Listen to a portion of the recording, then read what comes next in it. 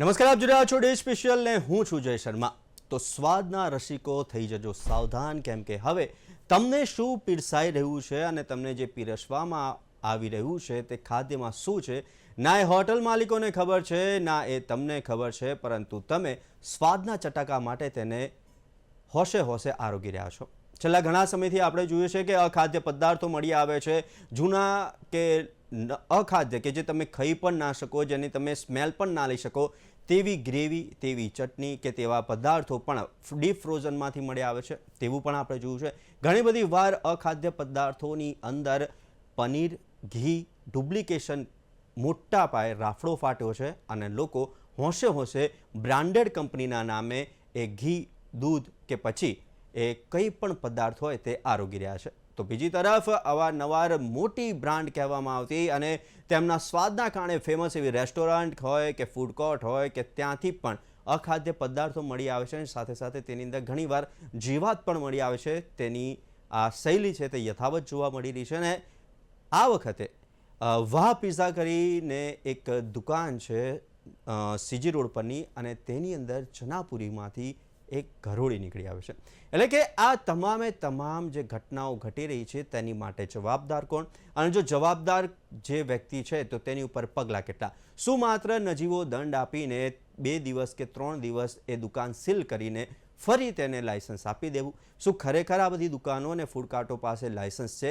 Licence છે તો તે ક્યારે આપવામાં આવ્યું હતું અને તે હજુ પણ એક્ટિવ છે કે નહીં? અને સાથે સાથે આપણે પેસ્ટ કંટ્રોલની વાત કરતા હોય છે, તેનું પણ એક સર્ટિફિકેટ હોય છે, તે સર્ટિફિકેટ છે કે નહીં? તેવા ઘણા પ્રશ્નો થઈ રહ્યા છે અને આ પ્રશ્નોના જવાબ મેળવીશું આપણે આપણી ગેસ્ટ પેનલ પાસેથી। આપણી સાથે ગેસ્ટ પેનલમાં જોડાયા છે ચર્ચા કરવા માટે હિમાંશુ ઠક્કર કે જેઓ એડવોકેટ છે, અને doctor Anandita Mehta, CEO CERC ગ્રાહક સુરક્ષા। આનંદિતા મેમ, હિમાંશુભાઈ, આપનું સ્વાગત છે ડે સ્પેશિયલ કાર્યક્રમમાં।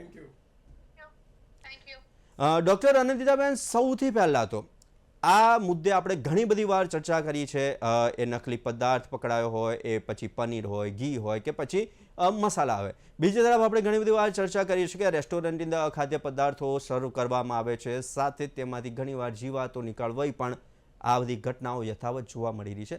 જો ખરેખર આની ઉપર કડક કાર્યવાહી કરવામાં આવે તો આપના મતે આપણા રાજ્ય, આપણા શહેરની અંદર કેટલા રેસ્ટોરન્ટ ચાલુ રહી શકે?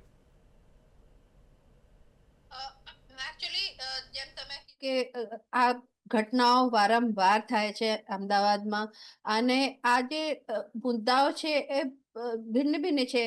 એઝ ઇન એક તો એડલ્ટરેશન એટલે ભેળસેળની મુદ્દા છે, જેમાં આપણે જોઈ શકીએ છીએ કે ડેરી પ્રોડક્ટ્સ, દૂધની ઉત્પાદની જે પ્રોડક્ટ્સ વેચાય છે, દૂધ હોય કે પનીર હોય કે ખોયા હોય અથવા તો ચીઝ હોય, તો એ બધી હવે નવી એક એનાલોગની જે ઇસ્યુ છે એ સામે આવ્યું છે, અને એએમસી વારંવાર રેડ્સ કરતા હોય છે, જપ્ત કરતા હોય છે। અને જે એનાલોગ્સની ઇસ્યુ છે એના વિશે ગ્રાહકો ની વચ્ચે અવેરનેસ નથી, એ જાગૃતતા નથી, એમને ખબર નથી કે એનાલોગ શું છે।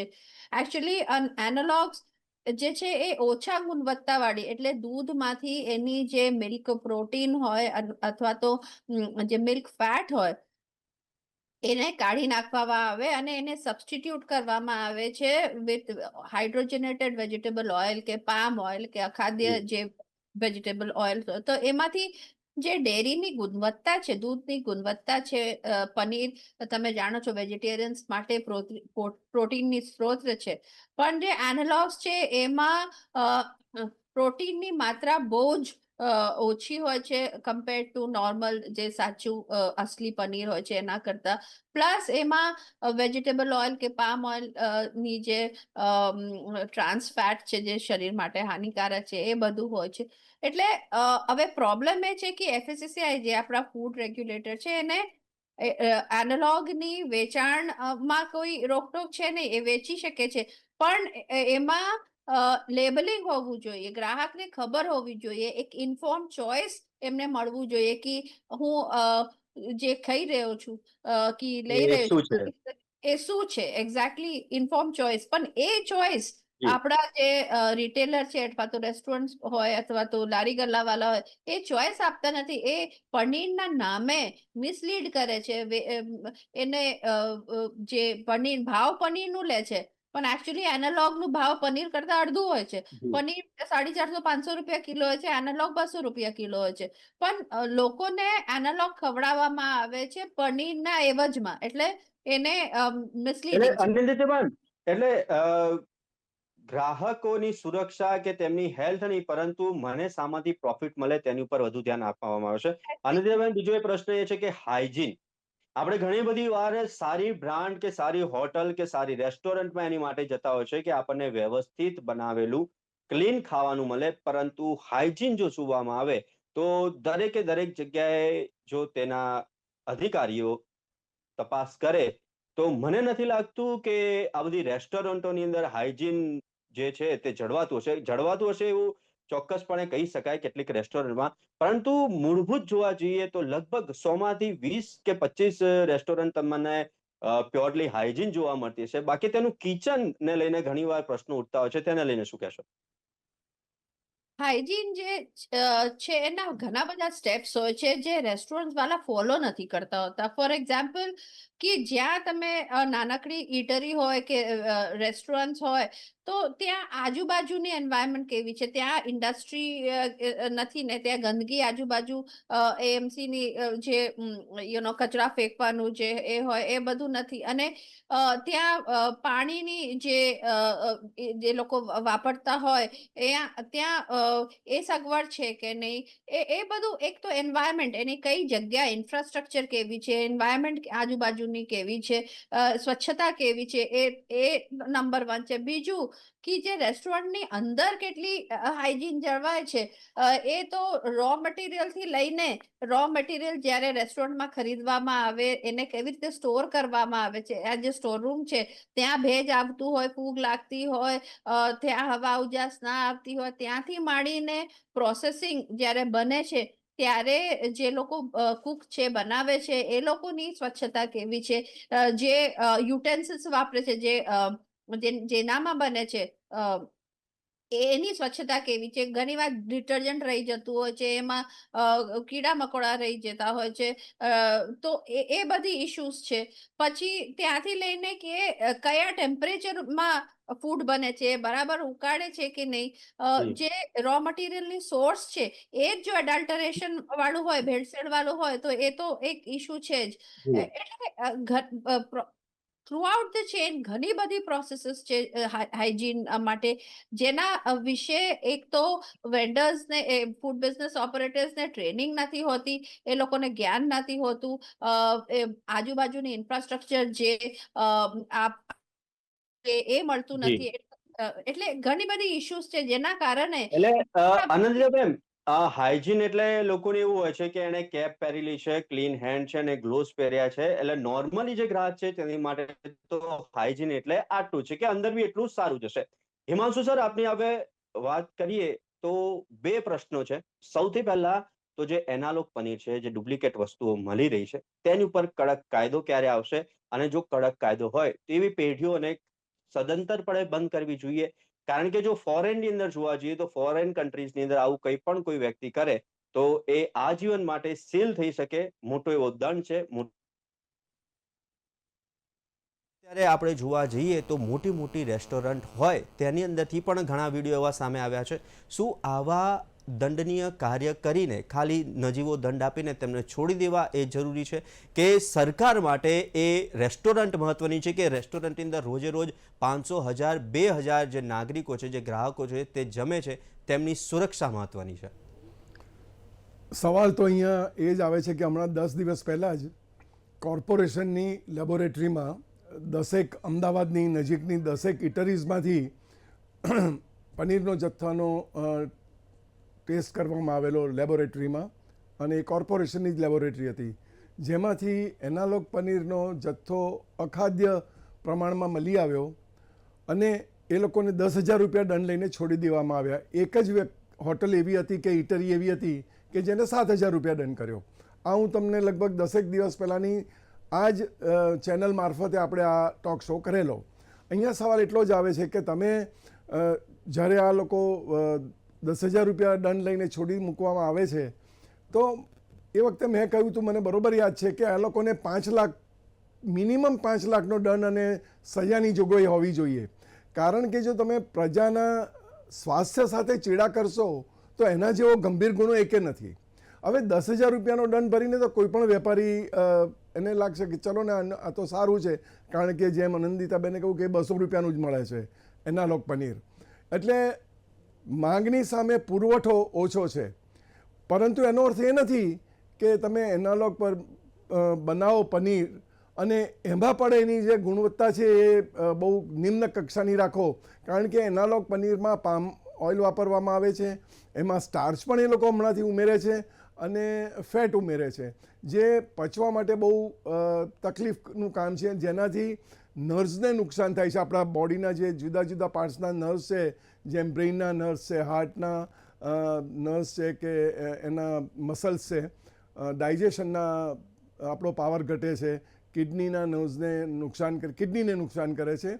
એટલે અલ્ટિમેટલી એવું થાય છે કે જે ગ્રાહક છે એ તો બિચારો જ રહે છે, કારણ કે એને તો ખબર જ નથી કે અંદર શું વાપરવામાં આવ્યું છે અને એના કેટલા પ્રમાણમાં વાપરવામાં આવ્યું છે. આનંદિતાબેને બહુ સાચું કહ્યું કે એનાલોગ પનીરમાં જે એપ્રુવડ માત્રામાં જો વાપરવામાં આવે તો પામ ઓઇલ બરોબર છે, પરંતુ અહીંયા તો જેટલું સસ્તું બને, વેપારી તો એટલું જ માને છે કે એનો નફો કેટલો મળે છે. એટલે એ જેટલું સસ્તું બનશે એનાલોગ પનીર, એટલું ગ્રાહકને નુકસાન થશે ને એટલો જ નફો ઇટરીઝનો કે જે વેપારી છે એનો વધશે. હવે માંગની સામે પુરવઠો ઓછો છે, એટલે આ પરિસ્થિતિનું નિર્માણ થયું છે. પરંતુ સરકાર જો આ અંગે સિરિયસ નહીં બને અને આ કાયદામાં જેલની જોગવાઈ કે દંડ 5 લાખથી વધારે કે 5 લાખનો મિનિમમ નહીં કરે તો આના ગંભીર પરિણામો ગરીબ પ્રજાએ અને નિર્દોષ પ્રજાએ, કે જે નિર્દોષ આનંદ લે છે શનિ રવિની રજામાં, તો એનો આ પરિણામ આવી શકે એમ છે. હિમાંશુ સર, હાઇજીનને લઈને હાઇજીનની તો બેઝિક નેસેસિટી છે કે જ્યાં તમે ખાદ્ય પદાર્થ બનાવો છો, હું એકલા પનીરની વાત નથી કરતો, તમે ત્યાં મીઠાઈ બનાવો છો કે કેરીનો રસનું મોટા પ્રમાણમાં ઉત્પાદન થાય છે, મસાલાનું ઉત્પાદન થાય છે, ત્યાં જે વસ્તુ બની રહી છે એ જગ્યાની ચોખ્ખાઈ, એને એમાં હવા ઉજાસ, આનંદિતાબેને બહુ સાચી વાત કરી કે એમાં હવા ઉજાસ સારો છે કે નહીં, વેન્ટિલેશન બરોબર છે કે નહીં, કે એના જે વોશરૂમ કે ટોયલેટ્સ છે એમાં હાઇજીન બરોબર છે કે નહીં, પાણી પૂરતું પ્રમાણમાં સ્વચ્છ આવે છે કે નહીં, પ્લસ કે આમાં જે ઇન્ગ્રીડિયન્ટ્સ વાપરવામાં આવે છે એ પણ યોગ્ય માત્રામાં વાપરવામાં આવે છે કે નહીં, અને એ ઇન્ગ્રીડિયન્ટ્સમાં કોઈ બીજા ભેળસેળ તો થઈ નથી ને, એ ખાસ ચેક કરવું રહ્યું. એટલે હવે જ્યારે આપણા દેશમાં એવું છે કે વસ્તીનો વધારો એટલો બધો મોટો સ્ફોટક પ્રશ્ન છે અને એની સામે જે ઇટરીઝ અત્યારે ખુલી રહી છે, એમાં મને લાગે છે કે ફૂડ ઇન્સ્પેક્ટરો પણ એટલા સફિશિયન્ટ માત્રામાં નથી કે એ લોકો પહોંચી શકે. કારણ કે જો અમદાવાદની કે આજુબાજુના આપણે ડિસ્ટ્રિક્ટની વાત કરીએ, નજીકના કે બોપલ છે કે ઘુમા છે કે આ બધા, તો એમાં એટલી બધા ઇટરીઝ ખુલી ગયા છે અને લહેરીમાં પણ હવે તો ખાદ્ય પદાર્થ મળતા થઈ ગયા છે, પરંતુ એની સામે ઇન્સ્પેક્ટરો એટલા ઓછા છે અથવા તો સજા એટલી બધી ઓછી થાય છે કે આ પ્રશ્ન જ્યાં સુધી તમે જેલની સજાની જોગવાઈ નહીં થાય ત્યાં સુધી મને લાગે છે કે આ પ્રશ્ન હલ નહીં થાય. કારણ કે હું ને આનંદિતાબેન અમે જ્યારે પણ આ, જેમ કે હવે કેરી આવશે, કેરીનો રસ મળશે, કે મીઠાઈ આવશે, કે પ્રસંગો, જ્યારે લગ્ન સરામાં પ્રસંગોમાં અસંખ્ય માણસો આવે છે અને ખૂબ પ્રમાણમાં ખાદ્ય પદાર્થો આપવામાં આવે છે, પીરસવામાં આવે છે, તો એમાં પણ હાઇજીન ની જે જગ્યાએ જે બન્યું છે એ સચવાયું છે કે નહીં એ જોવાનું, પ્લસ કે મીઠાઈઓ કે જે બધું વાપરવામાં આવે છે એના ઇન્ગ્રીડિયન્ટ્સ. અને તમે જ્યારે આપણે જમવા જઈએ છીએ તો મેં પ્રસંગોમાં પણ જોયું છે, લગ્ન પ્રસંગ હોય કે નાનો કોઈ પ્રસંગ હોય, કે પનીરની આઈટમ તો એક હોય છે જ. એટલે આ પરિસ્થિતિનું જે નિર્માણ થયું છે એટલા માટે થયું છે કે સસ્તું પનીર બને છે અને સામે એ લોકોને સજાની કોઈ બીક જ નથી લાગતી ઉત્પાદકોને. એટલે જ્યાં સુધી આ કાયદો કડક કરવામાં નહીં આવે ત્યાં સુધી મારી તો સરકારને વિનંતી છે કે આ અંગે એમને બહુ જ SOS બેઝિસ ઉપર આમાં વિચારી અને કાયદો કડક કરવાની જરૂર છે. આનંદિતા મેમ, આની સાથે જો આપણે એક માનવતાની દ્રષ્ટિએ જોઈએ તો હોટલ માલિકોની સાથે સાથે આરોગ્ય અધિકારીઓની પણ નૈતિક ફરજ શું અને નૈતિક જવાબદારી શું?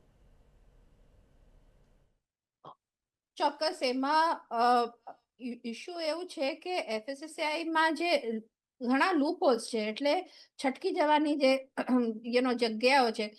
પહેલા તો એટલા બધા ફૂડ સેફ્ટી ઓફિસર્સ પૂરતા છે નહીં, જેટલા વિશાળ આપણું એરિયા છે, સેક્ટર છે, અને અનઓર્ગેનાઇઝ સેક્ટર છે, જ્યાં રેગ્યુલેશન્સની જે કાયદાઓ છે, જે આપણા રેગ્યુલેશન્સ છે, એ અમલમાં આવતી નથી, એન્ફોર્સમેન્ટ થતું નથી, એની અમલીકરણ નથી થતું. એ એક મોટો મુદ્દો છે. ફૂડ સેફ્ટી ઓફિસર્સની અભાવ છે, ટેસ્ટિંગ લેબોરેટરીઝની અભાવ છે.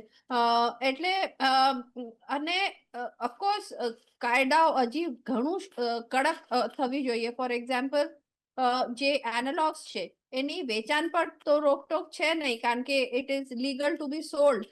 પણ એની જે લેબલિંગ રિક્વાયરમેન્ટ્સ છે, એની જે વેચવાની પદ્ધતિ છે, જે જ્યારે ફોર એક્ઝામ્પલ ફોરેન કન્ટ્રીઝમાં પણ એનાલોગ તો મળે છે, પણ એને જુદું શેલ્ફમાં રાખવામાં આવે છે. ફોર એક્ઝામ્પલ પનીર એનાલોગ હોય તો એની કલર જુદું હોય, પિંક કલરનું આવે, ત્યારે લોકો ગ્રાહકો પૃથ્થકરણ કરી શકે, ડિસ્ટિંગ્વિશ કરી શકે કે આ એકચ્યુઅલી ડેરી પનીર છે અને આ એનાલોગ છે. આપણા દેશમાં એવું કઈ કાયદો નથી, એવું કંઈક રૂલ્સ એન્ડ રેગ્યુલેશન્સ નથી. વત્તા જે પેનલ્ટી પ્રોવિઝન છે અમારા એક્ટમાં, એ બહુ ઓછી છે. 10,000 રૂપિયા, 15-20,000 રૂપિયા આપીને છૂટી જતા હોય છે જે લોકોને ત્યાં આવા પનીર કે આવા એનાલોગ્સ કે આવા એડલ્ટરેટેડ ફૂડ પકડાય છે. તો આ તો બહુ સામાન્ય અમાઉન્ટ છે, અને જે આપીને છૂટી જતા હોય છે ને ફરીવાર કરે છે, કારણ કે નફાનું જે છે એ બહુ વધારે છે પેનલ્ટી કરતા. તો પેનલ્ટી પ્રોવિઝન હજી બહુ જ કડક કરવાની જરૂર છે અમારા કાયદામાં. અને ત્રીજું કે એક ઇસ્યુ એવું છે કે માનો કે સજા થાય અને એની લાયસન્સ જપ્ત કરી લેવામાં આવે, તો સ્ટેટ લેવલ પર માનો કે લાયસન્સ જપ્ત કરી લીધો, તો એ સેન્ટર પર જઈને બીજો લાયસન્સ લે છે. તો FSSAI ને જે સેન્ટર ને સ્ટેટ વચ્ચેનો તાલમેલ હોવું જોઈએ, એ નથી. જેને સ્ટેટનું લાયસન્સ કેન્સલ થયું હોય એને સેન્ટર પણ લાયસન્સ ના આપવું જોઈએ, તો ફરીવાર આવું રિપીટ ના થાય. પણ આવી બધી જે લૂપહોલ્સ છે, આવી બધી જે છૂટી જવાની જે કાયદામાં જે રહી જાય છે અભાવ, તો એના લીધે આ વારંવાર આવી ઘટનાઓ બને છે. એમાં ગ્રાહકોને સ્વાસ્થ્ય સાથે ચેડા થાય છે. આવા અડલ્ટરેટેડ અને એનાલોગ્સ અને આવી ટાઈપની અનહાઇજેનિક ફૂડ ખાવાથી ડાયરેક્ટ શરીર ઉપર અસર કરે છે. આપણે ડેરી અને પનીર ને ડેરી પ્રોડક્ટ્સની વાત કરીએ તો એમાં યુરિયા, ડિટર્જન્ટ, ફોર્માલિન, એવા ઘણા બધા એડલ્ટરન્ટ્સ મિક્સ કરવામાં આવે છે. હવે યુરિયાથી ડાયરેક્ટ કિડની ઉપર અસર થાય, ડિટર્જન્ટથી ઝાડા ઉલટી થઈ શકે, એમાં સોડિયમ લોરેલ સલ્ફેટ હોય છે, જેને જેના લીધે સ્કિન ઇરિટેશન થાય, નોશિયા થાય, વોમિટિંગ થઈ શકે. શુગર નાખે છે કોઈ વખત ડેન્સિટી વધારવા માટે, તો જે લોકો ડાયાબિટીક છે એ લોકોને એક્સેસિવ શુગરથી નુકસાન થાય. ફોર્માલિન, એનું શેલ્ફ લાઈફ, એટલે લાંબા ટાઈમ સુધી આવા વસ્તુઓ ટકી રહે, એમાં ફોર્માલિન કરીને એક કેમિકલ ઉમેરવામાં આવે છે, જે લાંબે ગાળે કેન્સર થાય છે એનાથી, એ પ્રોવન છે. તો આવું સ્વાસ્થ્ય સાથે ચેડા જે ગ્રાહકો ને થાય છે, તો એક બહુ મોટી ક્રિમિનલ ઓફેન્સ આપણે કહી શકીએ. તમે કોઈના જીવનથી કોઈના સ્વાસ્થ્ય સાથે તમે છેડા કરી રહ્યા છો. હિમાંશુ સર, આ બધી જ ચર્ચા આપણે કરીએ છીએ દર વખતે, પરંતુ સવાલ એક એ થાય છે કે નિયમિત ચેકિંગ થાય છે ખરું? જો નિયમિત ચેકિંગ થતું હોય તો આ પ્રકારની કોઈ બી સમસ્યા સામે નહીં આવે, અને જ્યારે આવી કોઈ જગ્યાએ ફરિયાદ ઉઠે ત્યારે સફાળું તંત્ર જાગી જાય છે. તમામે તમામ જગ્યાએ સીલ કરવાની કાર્યવાહી, ત્યાંથી ડેટા કલેક્ટ કરવાની કાર્યવાહી, ત્યાંથી સેમ્પલ્સ કલેક્ટ કરવાની કાર્યવાહી, અને ત્યારબાદ રિપોર્ટ આવે ત્યાં સુધી તો કેટલા પ્રમાણની અંદર એ અખાદ્ય પદાર્થ વેચાઈ પણ ગયો હશે. તો શું નિયમિત ચેકિંગ એક આનો પ્રથમ તબક્કો કહી શકાય? નિયમિત ચેકિંગ તો થવું જ જોઈએ, એમાં કોઈ સવાલ નથી, પણ કાયદા એટલા કડક હોવા જોઈએ જેલનું પ્રોવિઝન પણ મૂકવા જેવું છે આમાં, કારણ કે તમે કોઈ પણ નિર્દોષ માણસના સ્વાસ્થ્ય સાથે અને એ માણસનું જાન પણ જોખમમાં મુકાય ત્યાં સુધી તમે હદ સુધી પહોંચી જાઓ છો. અહીંયા ફૂડ ઇન્સ્પેક્ટરો કે સુપરવાઇઝરો એટલા સફિશિયન્ટ નથી કે જેટલી માત્રામાં સામે ફૂડ ઇટરીઝ ને હોટલો ખુલી ગઈ છે. વસ્તી વધારો મેં જેમ કહ્યું કે એનો પણ બહુ મોટો વિસ્ફોટ છે. હવે જ્યારે આ પરિસ્થિતિનું નિર્માણ થયું હોય, તમારી પાસે ફૂડ ઇન્સ્પેક્ટર ઓછા છે, તો આ 10 દિવસ પહેલાં ખાલી જે 8-9 જણા ઇટરીઝમાંથી પકડાયા પનીર માટે, તો એ તો તમે આટલા વર્ષોથી આ પનીર બનતું આવ્યું છે, ઘણા સમયથી આ પનીર બને છે જે સ્વાસ્થ્યને હાનિકારક છે. અને જ્યાં સુધી આવું પનીર પકડાશે નહીં અને જે છાપામાં કે મીડિયામાં આવશે નહીં ત્યાં સુધી સરકારની પણ આંખો નથી ઉઘડતી અને બીજી બાજુ જે ગ્રાહક લે છે એના સ્વાસ્થ્યને નુકસાન થતું ચાલુ રહે છે. એટલે સરકાર જો સમયસર પગલાં નહીં ભરે તો લાંબે ગાળે આપણું જે પ્રજા છે, એના બાળકો છે, એને સ્વાસ્થ્યને લાંબે ગાળે નુકસાન થવાનું જ છે. તમે આજે આપણે જોઈએ છે કે જે આપણે હોટલમાં મેનુ હોય છે એમાં આઇટમો લખેલી હોય છે, પણ એમાં શું વાપરવામાં આવ્યું છે એ તો લખતા જ નથી. ફૂડ પેકેટ ઉપર લખે છે કે બેસ્ટ બિફોર, એમાં શું શું વાપરવામાં આવ્યું છે, એટલે ગ્રાહક એ વાંચીને લે છે. જ્યારે તમે હોટલમાં જાઓ છો તો એના મેનુમાં જે આઇટમો લખી હોય છે ખાવા પીવા માટેની, તો એ આઇટમોમાં કઈ વસ્તુ વાપરવામાં આવી છે એ લખતા જ નથી. હવે પનીરનું ધારો કે તમે સબ્જી મંગાવો છો તો એ પનીર એનાલોગ છે કે ઓરિજિનલ પનીર છે દૂધની બનાવટનું, એ પણ નથી લખતા. અને જો એ પનીરમાં એનાલોગ પનીર છે તો એમાં શું વાપરવામાં આવ્યું છે. હવે એનાલોગ પનીરનું આ નામ જ હમણાં તો પ્રજા માટે નવું આવ્યું છે. એટલે મને એ પણ એક નવાઈ લાગે છે કે ભાઈ તમે એનાલોગ પનીર, ઓકે, તમે એને છૂટ આપી તો એમાં એના જે વાપરવાના પદાર્થો છે એની માત્રા, એના ફૂડ આઇટમ્સનું જે કાર્ડ છે, મેનુ કાર્ડ છે, એમાં તમે છપાવો એવો કાયદો કરો એટલીસ્ટ. તો જે માણસ ખાય છે કે જે ગ્રાહક ખાય છે એને ખબર છે કે પોતે શું આરોગી રહ્યો છે. એટલે આ વસ્તુ ક્યારે સફાળી જાગે છે સરકાર, કે જ્યારે કોઈ સિરિયસ બની જાય, હોસ્પિટલમાં જાય કે અમુક ગ્રુપના આ જે હોટલ્સમાં ગયા હોય. હમણાં જે ગિલોડી પડી ગઈ એનો એક ન્યૂઝમાં આવ્યું છે, વાહ પિઝામાં અમે આપ હમણાં વાત કરી, એ વાહ પિઝામાં જે ગિલોડી પડી ગઈ છે. હવે ગિલોડી તો મરી જ જાય કારણ કે અંદર બધું ગરમ હોય, પરંતુ એનો જે સલાઈવા છે કે એને લાળ કહેવામાં આવે છે. હવે એ તો એ મરી ગયા પછી બધું છૂટું જ પડે અંદર, અને આવું જો ખાવામાં આવે તો એ ચોક્કસ ગ્રાહકને કે જેને કન્ઝ્યુમ કર્યું છે આવું ફૂડ, એની તો પરિસ્થિતિ ખૂબ ગંભીર બની જાય અને કદાચ એને હોસ્પિટલાઇઝ થવું પડે એટલું બી બની શકે. એટલે ત્યાં ગિલોડી પડે તો એ કેવી પરિસ્થિતિ હશે, એ જે જગ્યામાં બનતું હશે ત્યાં ગિલોડી આવી, આ આવી, તો એ અંદર એન્ટર કેવી રીતે થઈ. આનંદિતાબેને કહ્યું કે ભાઈ હાઇજીનનું તો તમારે ધ્યાન રાખો. હાઇજીનમાં આ પણ વસ્તુ આવે છે કે ત્યાં આવી ગિલોડી કે બીજા, એટલે હિમાંશુભાઈ, જો ત્યાં ડેલી ક્લિનિંગ થતું હોય તો આ પ્રકારના જીવ જંતુ જીવાતે આપણને જોવા જ ના પડે. નિયમિત ચેકિંગ થતું હોય, નિયમિત સ્ટોરેજ થતું હોય, કે પછી ત્યાં વોશ એરિયા થતો હોય, કે વીકલી કે આજે સ્ટોર કર્યું તો વીકલી એ ક્લિનિંગ થતું હોય, ડેલી નોર્મલ ક્લિનિંગ થતું હોય, તો આ પ્રકારના જીવ જંતુઓ પણ આપણને એ જગ્યા ઉપર જોવા ના પડે. ઓવર એન્ડ બહુ મારી એક વસ્તુ આપે કે એમાં ઉમેરવી છે કે ભાઈ ત્યાં હવા ઉજાસ અને ત્યાં મોસ્કિટો નેટ છે કે એવી ઝીણી જાળી નાખી હોય તો આવા ગિલોડી કે એવા કોઈ અંદર પ્રવેશી ના શકે. તો માત્ર ને માત્ર હાઇજીન અને માત્ર ને માત્ર આપણે ગ્રાહકે જાગૃત થવાનું છે. સરકાર કામ કરી રહી છે, ચોક્કસપણે કરી રહી છે, પરંતુ ક્યાંક તેમની પાસે ઓછા અધિકારીઓ છે અને તેની સામે જે રીતના વસ્તી વિસ્ફોટ છે તેવી જ રીતના હોટલ, ઇટરરી અને ઢાબાનો પણ વિસ્ફોટ જોવા મળી રહ્યો છે. પરંતુ ખરેખર આપ સૌ કોઈએ પણ આ બાબતે ધ્યાન દોરવું જોઈએ, અધિકારીઓને ધ્યાન દોરવું જોઈએ. જો તમને ક્યાંય પણ એવું લાગે છે તો તમારે અધિકારીની સામે જવું પડશે, તેમને કહેવું પડશે, અને તો જ તમે બીજાને પણ સારું આરોગવા માટેનું જમવાનું પરોસી શકો છો. તો ડૉક્ટર અનિતાબેન અને હિમાંશુ ઠક્કર, આપ અમારી સાથે ડે સ્પેશિયલ કાર્યક્રમમાં જોડાયા ચર્ચા કરવા માટે, તે બદલ ખૂબ ખૂબ આભાર. Thank you. તો આજે ડે સ્પેશિયલમાં આજની ચર્ચા ગ્રાહક સાવધાન, સ્વાદના નામે ઝેર, અને ઝેર કોણ આરોગી રહ્યું છે, કોણ પીરસી રહ્યું છે અને કોને રહેમ નજર હેઠળ આ પીરસા રહ્યું છે, તે એક મોટો સવાલ છે. તો હાલ ડે સ્પેશિયલમાં આટલું જ. આવતીકાલે નવા વિષય સાથે ફરી મળીશું. ત્યાં સુધી મને આપશો રજા. નમસ્કાર.